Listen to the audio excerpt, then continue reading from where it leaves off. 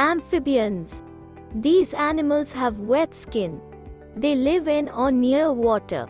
The babies hatch from eggs and change body shape to become adults. Invertebrates. There are many groups of invertebrates, including insects, slugs, spiders, and shellfish. Reptiles have scaly skin. They are cold-blooded, which means they must warm up in the sun before they can move. Birds. Birds have feathers, which keep them warm and help most to fly. They have beaks to catch or pick up food. Fish. Fish live in water. They are covered in bony plates, called scales, and have special organs called gills for breathing. Mammals have fur or hair on their bodies.